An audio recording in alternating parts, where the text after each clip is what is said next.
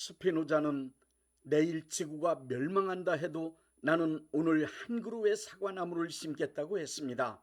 이 말을 철학자의 멋진 말이라 생각하며 스피노자의 의도와는 전혀 상관없이 잘못 사용하고 있는 경우가 참 많이 있습니다. 앞으로 이 말을 시의 적절하게 사용하시기 바라며 이 말에 담겨 있는 정확한 의미를 알려드리겠습니다.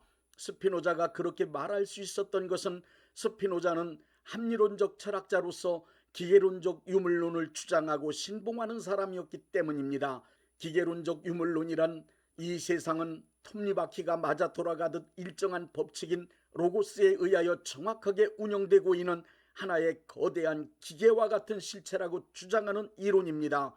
스피노자는 유대인이었기 때문에 신을 믿었습니다. 하지만 그가 믿었던 기계론적 유물론에 입각한 신은 인격을 가진 신이 아닙니다. 그의 관점에서 신이란 지성이나 의지, 감정이 없는 거대한 에너지이며 자연의 법칙일 뿐입니다. 스피노자가 신봉하는 기계론적 유물론의 입장으로는 만약 신이 내일 지구를 멸망시키기로 작정했다면 반드시 그렇게 될 수밖에 없습니다. 인간이 해걸복걸 기도한다고 기계처럼 움직이는 자연 법칙과 에너지에 불과한 신이라고 하는 존재가 지구를 멸망시킬 계획을 바꿀 가능성이 전혀 없기 때문입니다. 그러니 불가능한 일을 위해 헛되이 애쓰지 말고 오늘 나의 할 일이나 성실하게 하라는 것입니다.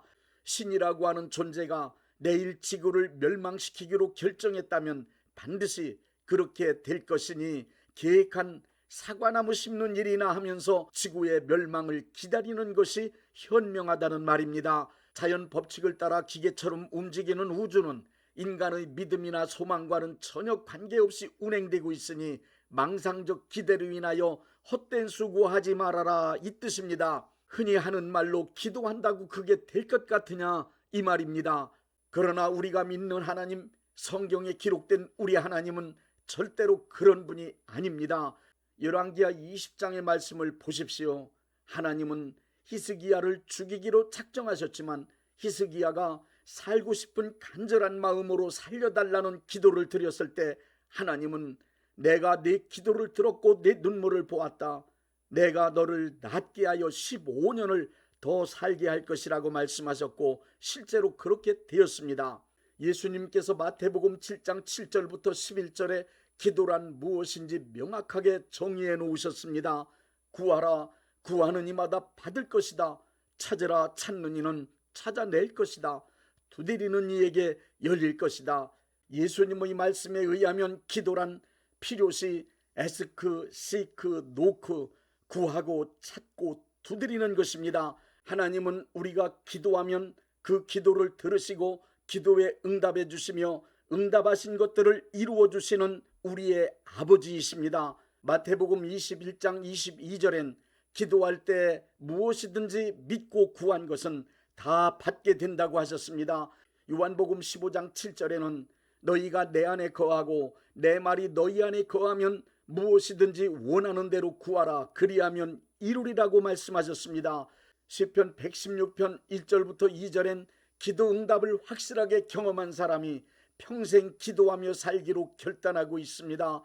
여호와께서 내 음성과 내 간구를 들으심으로 내가 그를 사랑하도다. 그의 귀를 내게 기울이셨으므로 내가 평생에 기도하리로다.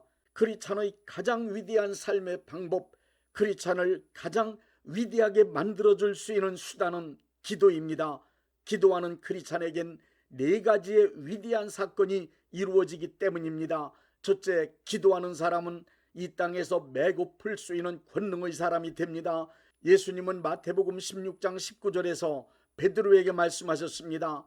내가 천국 열쇠를 내게 주리니 네가 땅에서 무엇이든지 매면 하늘에서도 매일 것이요 네가 땅에서 무엇이든지 풀면 하늘에서도 풀리리라. 천국 열쇠와 땅에서 매고 푸는 일이란 기도를 뜻합니다. 크리스찬이 이 땅에서 기도하면 하나님은 하늘에서 그 기도를 들으시고 기도로 요청한 일들을 이 땅에서 이루어 주시겠다는 약속의 말씀입니다. 그러므로 기도란 우리 모든 크리스찬이 삶의 전반적인 문제들을 해결할 수 있는 열쇠이며 어떤 특별한 일을 풀 수도 묶을 수도 있는 위대한 능력입니다. 기도함으로 매고 푸는 실제의 사건이 출애굽기 17장 9절부터 11절에 기록되어 있습니다. 이스라엘 군대와 아말렉 군대가 전쟁을 하는 중에 산 위에 있는 모세가 손을 들고 기도하면 이스라엘 군대가 아말렉 군대를 이기고, 모세가 손을 내리고 기도를 쉬면 아말렉 군대가 이스라엘 군대를 이깁니다. 이렇게 기도할 때에만 승리하는 광경을 목격한 아론과 훌이 모세의 팔을 부축하여 쉬지 않고 계속 기도할 수 있게 함으로 아말렉 군대를 완전히 물리쳤습니다.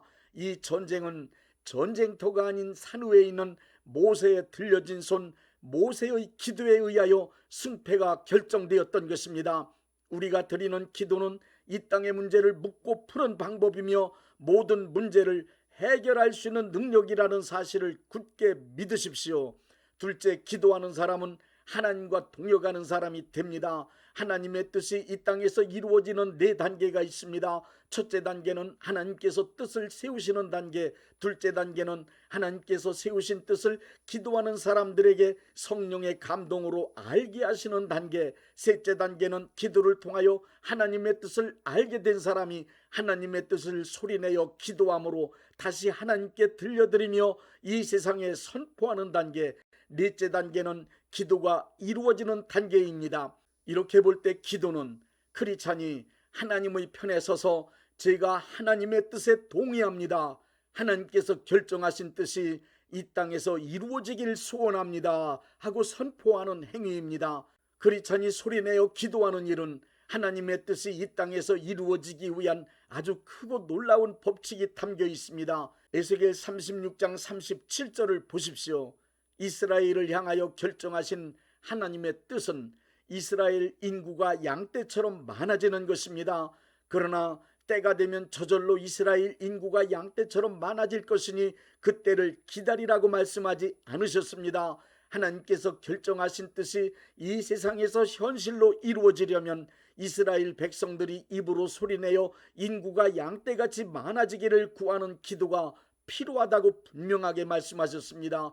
이스라엘 백성들이 기도를 한 이후에 하나님은 그 뜻을 이루시어 인구를 양떼같이 많게 해 주시겠다는 것입니다. 사도행전 1장과 2장에서는 성령님이 이 땅에 오시기로 약속된 하나님의 뜻이었지만 마가의 다락방 120명의 기도가 필요했습니다. 하나님의 뜻을 알고 있는 사람이 이 땅에 수없이 많이 있다 하여도 기도하는 사람이 없다면 하나님은 세우신 그 뜻을 이 땅에서 이루시지 않으십니다. 그런 의미로 보면 크리스찬이 하나님의 뜻이 이 땅에서 이루어지기를 소원하여 소리내어 기도하는 것을 하나님과 동역하는 것이라 할 수 있습니다. 또한 하나님의 뜻이 이루어지기를 소리내어 기도하는 사람을 하나님의 일을 하는 사람이라고 할 수 있습니다. 하나님의 일을 한다는 말과 기도한다는 말은 동의어입니다. 그러므로 하나님의 뜻을 알게 된 사람은 그 뜻이 이 땅에서 이루어지기를 소리내어 하나님께 간절히 기도드려야 합니다. 하나님의 뜻은 이 땅에 이루어지기 위해 크리스찬의 기도를 기다립니다. 어떤 때는 하나님께서 하시는 일이 늦어진다고 생각이 들 때가 있습니다. 일이 늦어질 때 하나님께서 일을 지연시키신다고 원망하거나 낙심하지 말고 혹시 내가 기도를 쉬고 있지는 않은지 자신의 기도 생활을 점검해 봐야 합니다. 우리가 기도하기 전까지는 아무리 중하고 급하신 뜻이라 하여도 하나님은 일을 진행하시지 않으십니다. 이사야 62장 6절부터 7절을 보십시오. 기도를 쉬면 하나님께서 일을 이루지 않으시니 쉬지 말고 기도하여 하나님께서 일을 속히 이루시게 하라고 말씀하십니다. 많은 기도의 경험을 통하여 이 사실을 잘 알고 있는 사무엘은 사무엘상 12장 23절에 기도 쉬는 죄를 범하지 않겠다고 말하는 것입니다. 기도 쉬면 일이 늦어집니다. 하나님은 뜻을 결정하시고 크리스찬은 기도함으로 결정하신 하나님의 뜻이 이 땅에서 이루어지도록 하나님과 동역하는 사람입니다. 셋째, 기도하는 사람은 하나님이 사용하시는 사람이 됩니다. 기도는 하나님의 뜻을 이 땅으로 가져오는 작업입니다. 하나님의 뜻은 기도하는 사람에게 옮겨옵니다. 기도하는 사람에게 옮겨온 하나님의 뜻은 기도하는 사람의 사명이 됩니다. 그리고 기도하는 사람은 사명을 위하여 헌신합니다. 그러니 하나님이 사용하시는 사람은 당연히 기도하는 사람입니다. 기도하는 사람은 학력, 능력, 인맥이 없어도 늙었어도 할 일이 많아집니다. 일의 범위가 넓어집니다. 훌륭한 사람, 위대한 사람이 될 수 있습니다. 기도하여 하나님의 일을 자기의 삶으로 가져왔기 때문입니다. 하나님의 관점에서 쓸모없는 사람이란 기도하지 않는 사람입니다. 기도하지 않는 사람은 하나님의 뜻을 모르기 때문에 자기 감정과 의견을 관철시키려는 욕심으로 고집만 부리게 됩니다. 일을 하더라도 자기에게 이득되는 일만 합니다. 기도하지 않는 사람은 고작해야 자기 일밖에 할 것이 없습니다. 먹고 살기 위해 사람의 일만 열심히 하느라 무척 바쁘게 살다 인생을 허무하게 마칩니다. 기도하지 않는 사람은 특히 하나님의 일을 해야만 하는 교회에서는 진짜 쓸모없는 사람입니다. 그러니 기도하지 않은 크리스천은 불쌍한 사람입니다. 기도하는 사람은 하나님이 보실 때 쓸모있는 사람입니다. 기도하는 사람만이 하나님의 영광과 교회 그리고 이웃을 위하여 가장 의미 있는 선하고 의롭고 진실하고 거룩한 일을 할 수 있습니다. 넷째, 기도하는 사람은 하나님과 함께 마귀의 일을 괴멸시키는 사람이 됩니다. 기도 많이 하는 사람은 성령 충만한 사람이 됩니다. 성령 충만한 사람에겐 영적 능력이 나타납니다. 오직 기도하는 사람만이 예수 이름으로 마귀와 그의 세력을 쫓아낼 수 있는 능력의 사람이 될 수 있습니다. 크리스찬의 영적 능력의 용도는 마귀의 역사를 괴멸시키는 일에 사용하는 것입니다. 베드로전서 5장 8절의 우는 사자같이 삼킬 자를 찾고 있는 마귀를 대적하라는 말씀은 기도하는 사람에게 해당되는 일입니다. 다니엘서 6장을 보십시오. 다니엘은 사자굴에 던져졌지만 사자가 얼씬도 하지 못했습니다. 굶주린 사자의 입이 막혔습니다. 다니엘이 하루 3번 예루살렘을 향하여 창문 열고 기도한 결과입니다. 기도하지 않는 사람은 마귀의 세력이 존재한다는 것을 알지도 못합니다. 마귀의 존재를 안다 하여도 오히려 마귀를 두려워합니다. 담대하게 마귀를 대적하려면 기도하는 사람이 되어야 합니다. 크리스찬이 기도하는 최종 목적은 예수님과 연합하여 이 땅에서 마귀를 괴멸시키고 하나님의 나라를 이룩하는 것입니다. 그러니 마귀는 당연히 기도하는 사람을 미워하며 기도를 방해하는 것입니다. 크리스찬은 마귀의 존재를 실감하면 할수록 이 땅에서 마귀 권세가 무너지고 예수님이 왕으로 다스리는 하나님의 나라가 속히 임하기를 위해 기도해야 합니다. 기도는 이론이 아닙니다. 기도는 이런 거다 저런 거다 논하는 게 아니고 기도는 실제로 시간을 내어 하나님 앞에 무릎 꿇고 기도하는 것입니다. 특히 삶 전체가 기도라는 그럴듯한 말에 속지 마십시오. 시간을 내어 무릎 꿇고 실제로 기도하는 사람은 그런 말은 입에 담지도 않습니다. 그냥 기도의 시간을 마련하여 기도만 할 뿐입니다. 기도에 대하여 이렇다 저렇다 말할 줄 아는 사람보다 기도의 시간을 마련하여 무릎 꿇고 실제로 기도하는 사람이 되어야 합니다. 지금까지 많은 사람의 신앙생활을 관찰한 결과 확실한 것을 발견했습니다.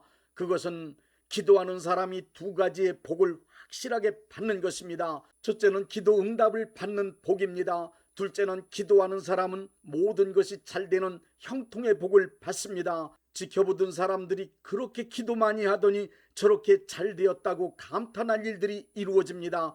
그러므로 기도의 줄을 잡을 때까지, 기도의 분량을 채울 때까지, 기도가 내 품으로 돌아올 때까지 시간을 정해놓고 규칙적으로 그리고 무시로 기도합시다. 기도하는 사람은 얻을 수 있습니다.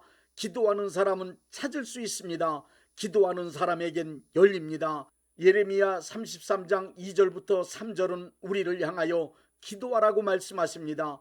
이를 행하시는 여호와, 그것을 만들며 성취하시는 여호와, 그의 이름을 여호와라 하는 이가 이처럼 이르시도다. 너는 내게 부르짖으라. 내가 네게 응답하겠고 네가 알지 못하는 크고 은밀한 일을 네게 보이리라.